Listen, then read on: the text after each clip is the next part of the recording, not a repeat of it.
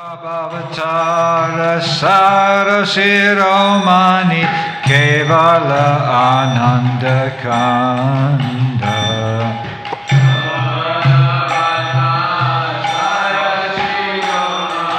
Kevala Ananda Kanda Kevala Ananda Kanda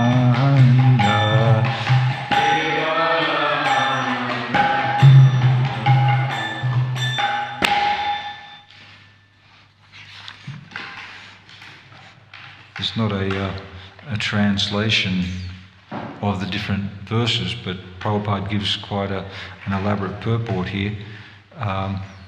Essentially, Lochand Das Thakur is declaring that the two Lords, Lord Nitai and Lord Chaitanya, are very merciful, Parama Karuna. They are the essence of all incarnations. The specific significance of these incarnations is that prosecuting their way of self-realization is simply joyful. Kevala Ananda Kanda, for they introduced chanting and dancing. Don't think that this chanting and dancing will not lead to the desired goal. It is the assurance of Lord Chaitanya Mahaprabhu that one will get all perfection by this process. Therefore, one must chant with firm faith and conviction. Vishvasa Kori. But what is the process? The process is Vishaya Charya, Se Rase Majya. If one wants to be Krishna conscious by this process, one has to give up his engagement in sense gratification. That is the only restriction. If one gives up sense gratification, it is sure that he will reach the desired goal. Mukhe Bolo Hari Hari. One simply has to chant Hare Krishna, Hari Hari, without any motive of sense gratification. And Lochand Das Thakur, he says, it's there in front of us, just examine it.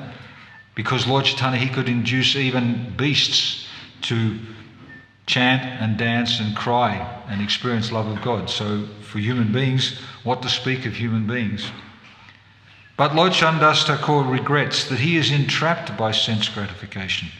He addresses himself, my dear mind, you are entrapped in this sense gratification process and you have no attraction for chanting Hare Krishna. Since you have no attraction for the lotus feet of Lord Chaitanya and Lord Nityananda, what can I say? I can simply think of my misfortune. Yamaraj, the superintendent of death, is punishing me by not allowing me to be attracted by this movement. Lochand Das Thakur ki jai.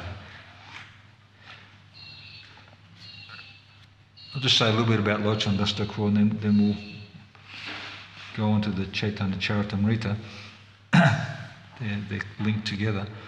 Lochand Das Thakur, he appeared in around 1520 AD. He became the disciple of Narahari Saraka Thakur, who was an associate of Lord Chaitanya. So he was very current at that time. And he experienced the Sankirtan movement in its heyday. At that time there were a few biographies already about Lord Chaitanya and being written, and one was by Vrindavan Das Thakur, and there was another book, Sri Krishna Chaitanya Charita, written by Murari Gupta. Murari Gupta has spent a lot of time with Lord Chaitanya and recorded a lot of his early pastimes. So Lochand Das Thakur, being in that atmosphere, also had access, somehow or other got in touch with a diary, a recording of the pastimes of the Lord, which was noted by Damodar Pandit. Damodar Pandit had approached Murari Gupta and asked him, please elaborate again, please describe the pastimes of Lord Chaitanya, as he'd already described in his book. And in that discussion, then unique appreciations appeared, because in Lochan Thakur's Chaitanya Mangala, he describes a conversation between Rukmini and Krishna, followed up by Narada Muni, which apparently hadn't been revealed previously. So Murari Gupta had noted certain things, then Damodar Pandit had asked him to recite again, and in that next recitation of his book, then this pastime came up, and this pastime was recorded by Lochan Das Thakur in his Chaitanya Mangal.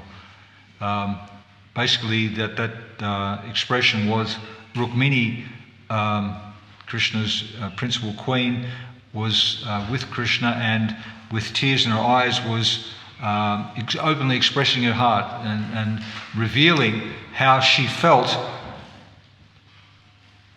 intense love for the Lord, and she wanted Krishna to also be able to experience the mood that the devotees had towards him, the mood that she and Srimati Radharani shared. She wanted Krishna to experience, and then Krishna, he was very grateful for that expression. He also, at that time, Narada Muni came, and he was concerned about the welfare of all the living entities who were completely immersed in ignorance. And he had that desire, so he wanted Krishna to manifest himself in a certain way, to spread his glories, so that the ignorant masses also could come to terms with the truth about how to love God and the depths of the feelings that can be there in that loving relationship. So that's a contribution of Lochan Das Thakur. His Chaitanya Mangal was written he was actually from a musical background. He was more of a musician, and following also in the footsteps of his spiritual master, whereas he's not so much of a scholar. There have been some comments about the book Chaitanya Mangala, comparing it to Chaitanya Bhagavat. At one stage, both of those books were called Chaitanya Mangala. So the leading devotees at that time, they gathered together and discussed, okay, let Lochan Das Thakur stay with the name Chaitanya Mangala, and then Vrindavan Das Thakur's book, it should become known as the Chaitanya Bhagavat. Scholars since have noted that the Chaitanya Bhagavat is more of a Varanatmika Shastra. The Chaitanya Mangal is a Rasatmika Shastra, because of the sweet poetic expression. Chaitanya Bhagavat, in comparison to Chaitanya Mangal, is more of a descriptions. If you look at either of them, they're just full of the emotions, the mood of serving the Lord and separation from the Lord and gratitude and spreading mercy. So these are the expressions of these personalities who are documenting, discussing, desiring to worship and glorify Lord Chaitanya through the means of different books, different writings. So we'll attempt to read from the Chaitanya Charitamrita, which was the book that Srila Prabhupada focused on translating, and see how the different devotees are engaged in a similar process, meeting together, having strong association, discussing their realizations, their aspirations, their desires to worship, to glorify, to remember Krishna. Here in Chaitanya Charitamrita, we're at the Adi Leela chapter 12 part, and this is the expansions of Advaita Acharya. That's the title of the chapter, the expansions of Advaita Acharya, and this leads on to the expansions of Gadadhar Pandit. Gadadhar Pandit is the incarnation in Lord Chaitanya's pastimes just like in Krishna's pastimes, Radharani appears, Srimati Radharani. So Gadadhar Pandit is known as the manifestation of Srimati Radharani, the manifestation of the luster of Srimati Radharani. Gadadhar Pandit has his own branches and followers. So we're just reading the last part of the Advaita Acharya branch's description. Jaya Jaya Sri Chaitanya Jaya Nityananda Jaya Advaita Chandra Jaya Gaura Bhakta Vrinda Jaya Jaya Sri Chaitanya Jaya Nityananda Jaya Advaita Chandra Jaya Gaura Bhakta Vrinda. Text number 74 through to 81. Sese Acharya Kripara Bhajan Anayase Pailase Chaitanya Charan. By the mercy of Advaita Acharya, the devotees who strictly followed the path of Chaitanya Mahaprabhu attained the shelter of Lord Chaitanya's lotus feet without difficulty. Achutere ye mata se mata sara, arayata mata sabha haila charakara. It should be concluded, therefore, that the path of Achyutananda is the essence of spiritual life. Those who do not follow this path simply scattered. Se acharya gane mora koti namaskara, Achyutananda praya chaitanya jivana yanhara. I therefore offer my respectful obeisances millions of times to the actual followers of Achyutananda, whose life and soul was Sri Chaitanya Mahaprabhu. Eta kahilan acharya gosha niragana, tina skanda sakara kaila sankshepa ganana. Thus I have briefly described the three branches, Achyutananda, Krishna Mishra and Gopal, of Sri Advaita Acharya's descendants. Saka upasaka tara nahika ganana, kichu matra kahi kari dig darasana. There are multifarious branches and sub-branches of Advaita Acharya. It is very difficult to enumerate them fully. I have simply given a glimpse of the whole trunk and its branches and sub-branches. Sri Gadadhara Pandit Sakate Mahatama Tanar Upasaka Kichu Kori Ye Ganana. After describing the branches and sub-branches of Advaita Acharya, I shall now attempt to describe some of the descendants of Sri Gadadhar Pandit, the most important among the branches. Saka Shrestha Dhruvananda Sridhar Brahmachari Bhagavat Acharya Hari Dasa Brahmachari. The chief branches of Sri Gadadhar Pandit were 1. Sri Dhruvananda, 2. Sridhar Brahmachari, 3. Haridas Brahmachari, and 4. Raghunath Bhagavat Acharya. Purport. Verse 152 of the Gaura Gained Adesha Dipika describes Sri Dhruvananda Brahmachari as an incarnation of Lalita, and verse 194 describes Sridhar Brahmachari as the gopi known as Chandralatika. Text 81, that's the last one. Good. Ananta Acharya Kavidata Mishra Nayana Ganga Mantri Mamutako Kantara Bharana. The fifth branch was Ananta Acharya, the sixth Kavidatta, the seventh Nayana Mishra, the eighth Ganga Mantri, the ninth Mamutako, and the 10th Kanta Varuna. Purport. Verses 197 and 207 of the Gaura Gainadesha Dipika describe Kavidatta as the gopi named Kalakanti. Verses 196 and 207 describe Nayan Mishra as the gopi named Nitya Manjari, and verses 196 and 205 describe Ganga Mantri as the gopi named Chandrika. Mamu Thakur, whose real name was Jagannath Chakravarti, was a nephew of Sri Nilambara Chakravarti, Sri Chaitanya Mahaprabhu's grandfather.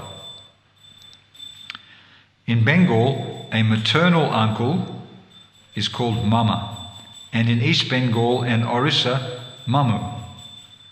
Thus, Jagannath Chakravarti was known as Mama or Mamu Thakur.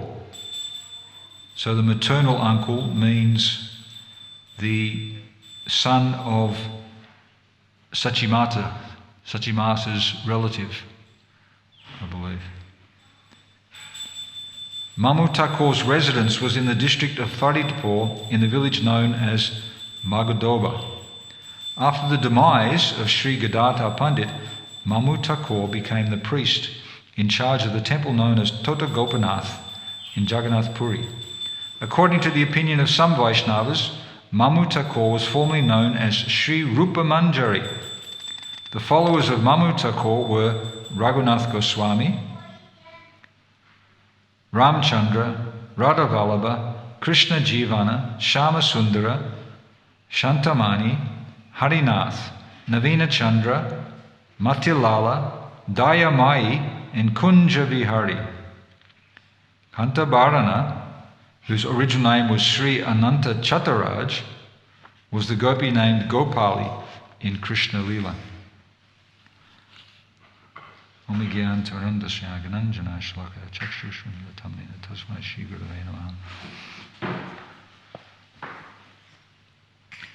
All these names of the branches of the descendants, the followers of the associates of Lord Chaitanya Mahaprabhu, are significant in of themselves. And then at the end of this list, Krishnadas Kaviraj Goswami describes, simply by remembering the names of all these branches and sub-branches of the three trunks I've described, one attains freedom from the entanglement of material existence. Simply by remembering the names of all these Vaishnavas, one can attain the lotus feet of Sri Chaitanya Mahaprabhu. Indeed, simply by remembering their holy names, one achieves the fulfillment of all desires. Lochan Thakur, he says similar things. Whoever hears these pastimes obtains relief from all suffering. You'll receive immense pleasure by attentively hearing these narrations. By discussing these names in association of devotees, one will manifest ecstatic love of God. One will become free from all doubts. One will feel joyful, receive the gift of love of Lord Chaitanya.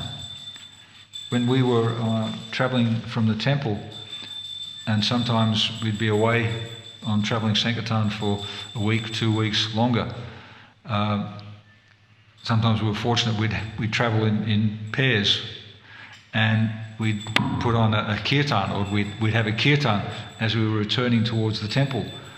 And sometimes kirtan would go for an hour or two while we're driving the distance.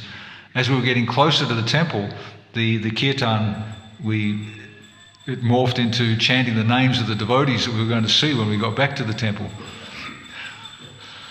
Jaya Radha Damodara Radha Damodara, and then the names of the deities, and it just became a very, very personal, very, very sweet remembrance to bring us closer to where we were going to be. So that the devotees, they have that connection. We have connection to Krishna, we have connection to the Shastra, we have connection to our spiritual master. The devotees we become attached to, and in their association, discussing about Krishna, we become more indebted, more fond, more tightly knitted together. So to hear about these names of the different associates, and then to learn about some of their natures and their activities helps us, gives us more substance. In Mayapur, we spent quite a long time there. In this lifetime, relatively long. We were away from Australia for about 14 years. And when we came back, Ramayaswami, he was giving a lecture on Lord Ram. And during that class about Lord Ram, I heard that Lord Ram, he was exiled to the forest for 14 years. So I related to that I'd been exiled for 14 years to the Holy Dham, which was, great mercy. Pankajangri Prabhu we used to visit him, and he would say, "You've come. You're here to be saved.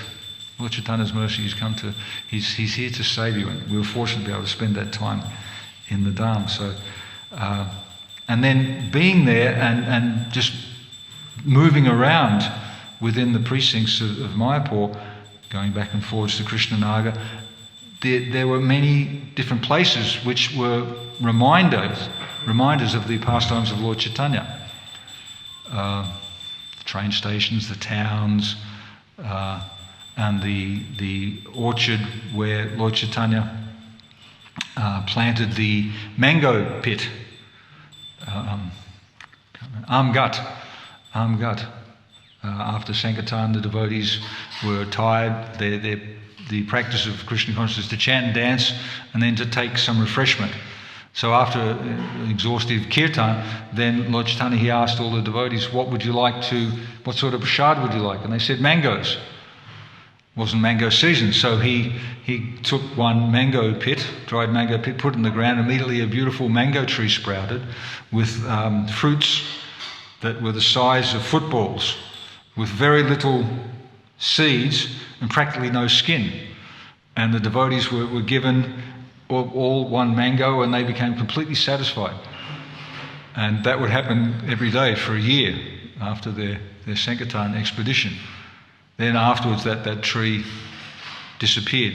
We went back to Godhead. Returned to its original positions.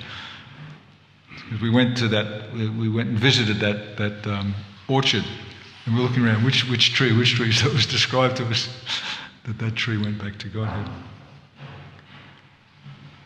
So, like that, in being in Vrindavan and moving around in Vrindavan, the different places, they're special. And if you remember just a place, you remember the feeling as you drive into Mayapur. You haven't been to Mayapur for a while, and it's rainy seasons, everything overgrown, and you just enter off the main highway. Then Chowgacha and the Sondaga and all these different villages, and then the personalities you've spent time there with, and the activities you perform, going to the brickworks, and then the kirtan, the big from Jagannath Mandir to the temple, and when the deities, the Panchatattva arrived and they were installed, all those different memories come back to you just as you're entering. And when you're away, also to have those memories of time spent in the Dham and time spent in those activities. It's a different state of reality, and it's uplifting, and you become refreshed again with the sweetness of the spiritual world. Specifically here, Gadadhar Pandit, Gaur Gadadhar, is quite a prominent deity in our Krishna consciousness movement. I haven't ever researched the difference in the aspects of worship of Gaur Gadadhar compared to Gaur and Nitai. There's a different posture for the deities. I just heard recently that at the back of the yoga pit, the deity of Lord Nrsimha, Lakshmi Nrsimha, was installed, and near Lord Lakshmi Nrsimha, at the time when Bhaktisiddhanta Saraswati Thakur, or they were experiencing that there was attacks on the temple, similar in Mayapur. Prahlad Nrsimha, Ugra Nrsimha was installed at the time that there were threats to the Krishna consciousness movement there. So those deities were installed, and also there was Lakshmi Nrsimha, and then next to them was the Gaur Gadadhar Murti of Bhaktivinoda Thakur. So I just heard recently that beneath that deity, Bhaktivinoda Thakur's wife That's her samadhi. Bhaktisiddhanta Saraswati Thakur installed those deities, and that became was a samadhi term for Bhaktivinoda Thakur's wife. So since I was probably changed again, but since the original visits to that place, that centre, that little altar has been renovated, and it's a very nice darshan. I think now they're side by side. Previously, Lakshmi and Sringa were facing this way, and Gorgadadha were facing it that way. Now they're both facing out. It's a very, very, very nice place to go. So, and then that Bhaktivinoda Thakur's wife is placed in samadhi there. That indicates that, okay, she was so closely connected to Bhaktivinoda Thakur, and her son, Srila Bhaktisiddhanta Saraswati, was also a very significant personality. These personalities we have a chance to hear about, to think about, to describe, to associate with. They're extra special. Gadadhar Pandit, Gadadhar Gaur Gadadhar, he was with Lord Chaitanya, and Lord Chaitanya took sannyas, and he was going to leave Mayapur. He already left Mayapur, he took sannyas elsewhere, and he was with his mother, and she was making arrangements that he could be at a distance to maintain his sannyas vows, that he would renounce the family, but at the same time he was within close proximity. So Gadadhar Pandit, he couldn't tolerate that he had made the vow of Kshetra Sannyas, which is sannyasi, Goswami, but not moving around. Different swamis, they have different roles to perform.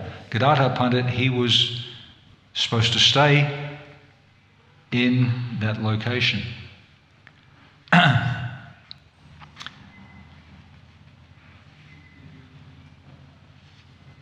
The deity of Tota Gopinath is in Jagannath Puri.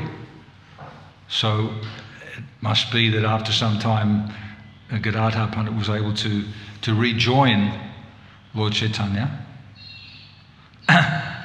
Lord Chaitanya, he was involved in discovering this wonderful deity of Tota Gopinath. He was feeling the mood of intense separation, and just as the gopis were also feeling that mood, they would sometimes scratch the ground with their toenails.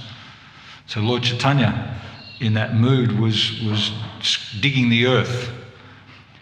And just beneath the surface of the earth, he discovered the top of Tota Gopinath, of Gopinath. So they dug down, the devotees dug down, and they brought Gopinath out from underneath the ground. And Gopinath was then installed. He became Tota Gopinath, because Tota means garden. He was found in the earth. Tota Gopinath was installed. And immediately Gadadhar Pandit dedicated himself to serving Tota Gopinath.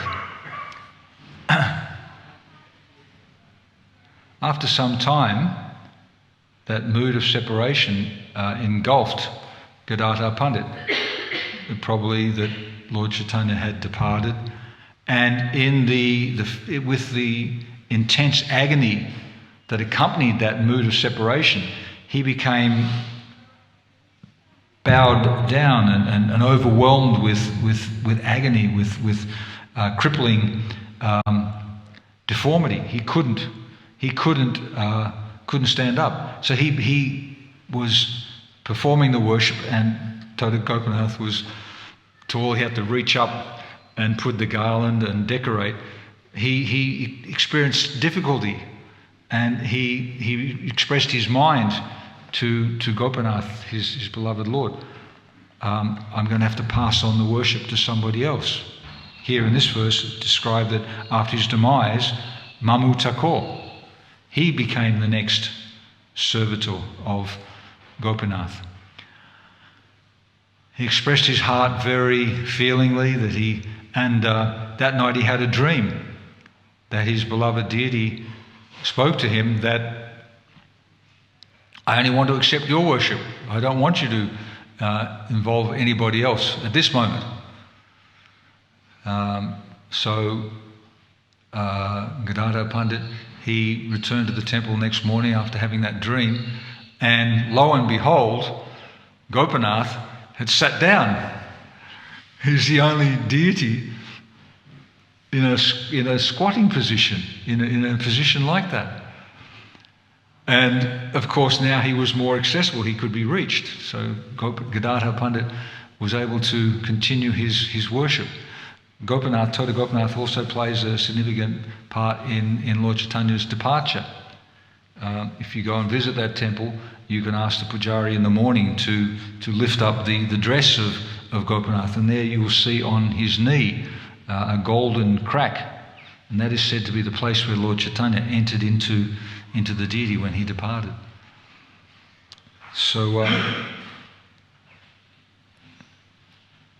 Gopinath, there's another interesting connection with Gopinath, the deity, as well.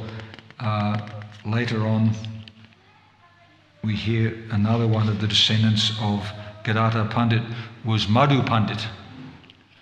Madhu Pandit is the worshipper of Gopinath in Jaipur.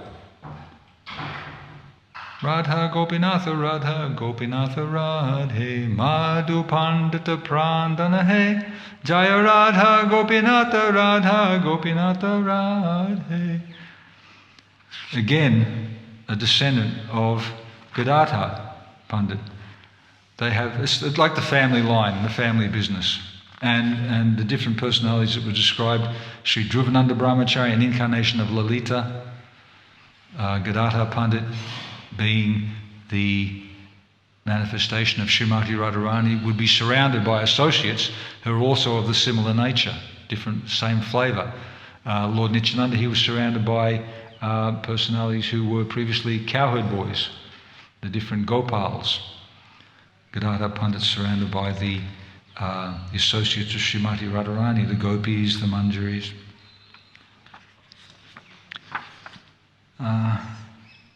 So, apart from hearing their names and understanding a little bit about their position, then the relevance of Scripture and the relevance of Lord Chaitanya and all of those amazing devotees who appeared at the same time as him, it has more of a relevance in our life. 500 years ago, Lord Chaitanya appeared, and the whole entourage that accompanied Krishna in his pastimes also appeared, or those that he wanted to descend. So we have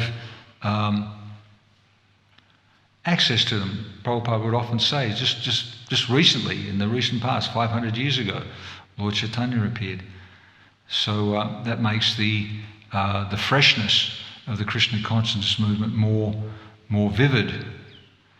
That not the dim, distant past. So many things fade away in time.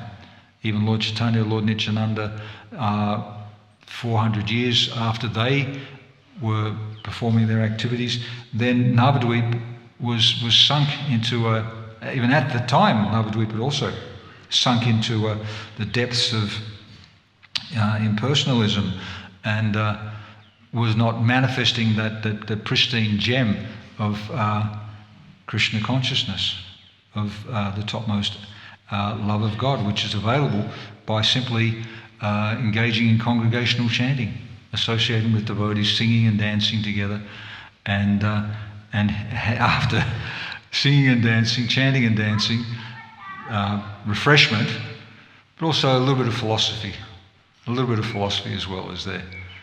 I just heard a class recently, a spiritual master was quoting another devotee who said that this movement is basically about distributing that love of God.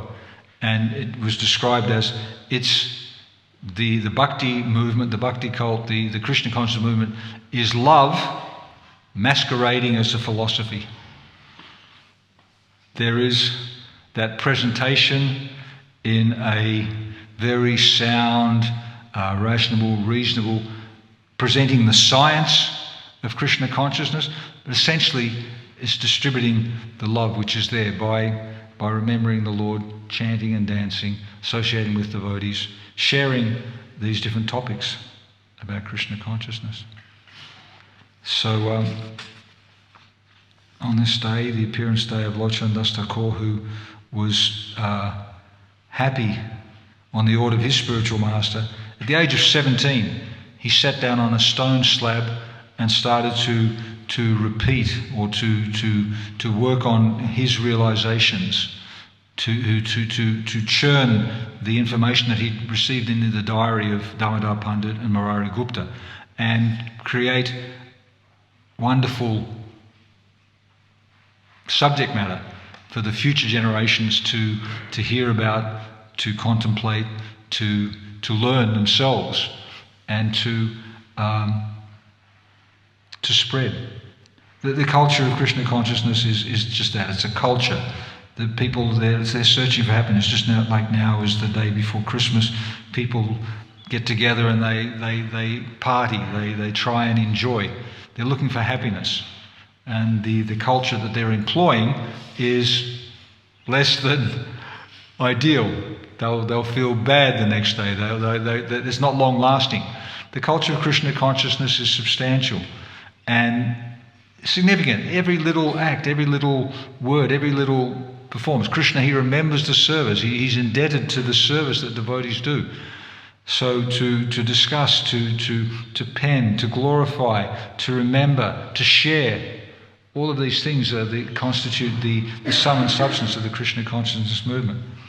And however distasteful, Lord Chandas Thakur described that he was still addicted to sense gratification, and Yamaraj was waiting for him because he wasn't able to fully Kevala Ananda Kanda just take to this joyful process.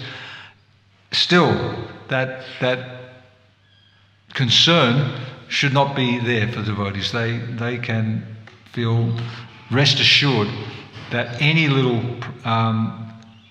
what's that verse? 240. Even a small amount of devotional service can never be lost. There's no loss or diminution. So I'll just finish up there. This is another wonderful day to be grateful for the mercy we received, and to remember specifically Lord Chandas Thakur and the other devotees who have helped us in our journey, and that we still have the opportunity to engage in service with, and the non-devotees who in the future we hope will come and take part in this wonderful movement. I might invite any questions or any comments or any nice stories about Mayapur.